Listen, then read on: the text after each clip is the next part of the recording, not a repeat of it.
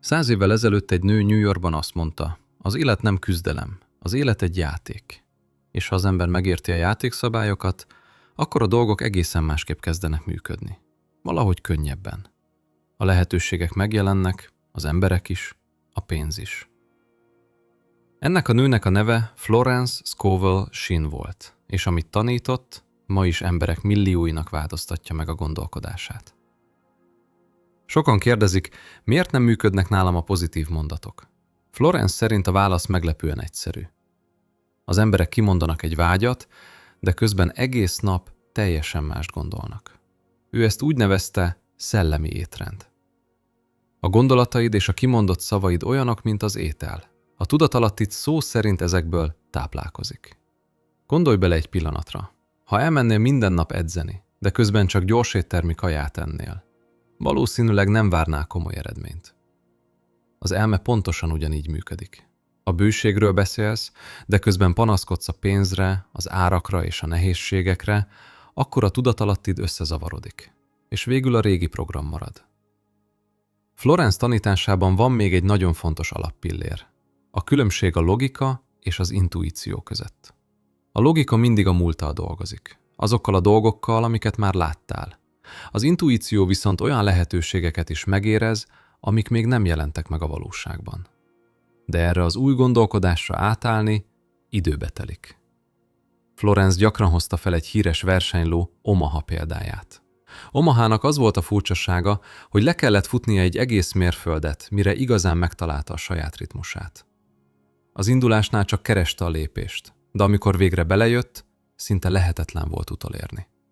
Florence szerint a legtöbb ember pont itt rontja el. Azt várják, hogy a dolgok azonnal megváltozzanak, és feladják, még mielőtt megtalálnák a saját, teremtő ritmusukat. A másik dolog, ami miatt sokan feladják, az a pillanatnyi látszat. Florence életéből van erre egy tökéletes példa.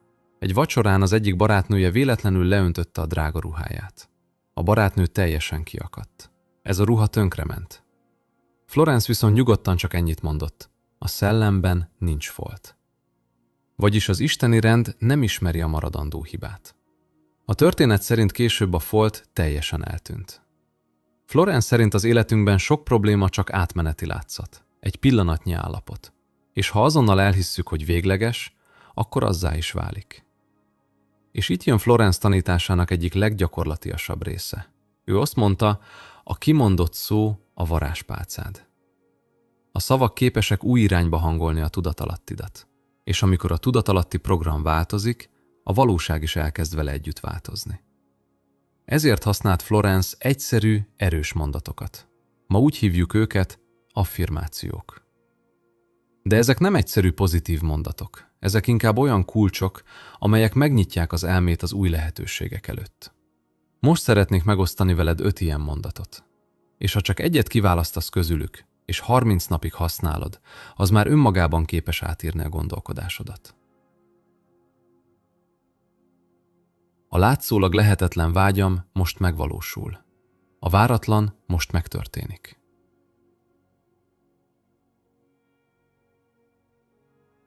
Varázslatos munkám van, varázslatos módon. Varázslatos szolgálatot nyújtok, varázslatos fizetségért.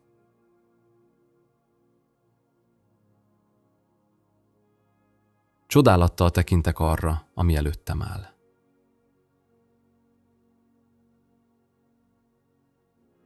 Az akadályok valójában ugródeszkák. Engem nem ingat meg a látszat.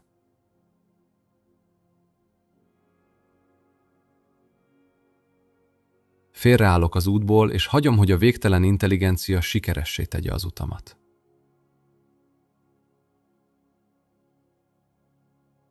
Florence szerint a hit nem passzív. Ha kimondasz egy új gondolatot, gyakran jön egy finom sugallat. Egy ötlet. Egy érzés. Hogy hívj fel valakit. Kezdj el egy projektet. Menj el valahova. Ő azt mondta, ilyenkor az univerzum a te lépéseiden keresztül dolgozik. Ezért szeretnék adni egy egyszerű kihívást. Válasz ki egy mondatot, és használd 30 napig. Figyeld meg, hogyan változik közben a gondolkodásod, és vele együtt a valóságod is. Írj egy kommentet arról, melyik mondatot választod. És ha szeretnél több ilyen gondolatot, iratkozz fel a csatornára. Köszönöm, hogy itt voltál, és ne feledd, a teremtés kulcsa a te kezedben van.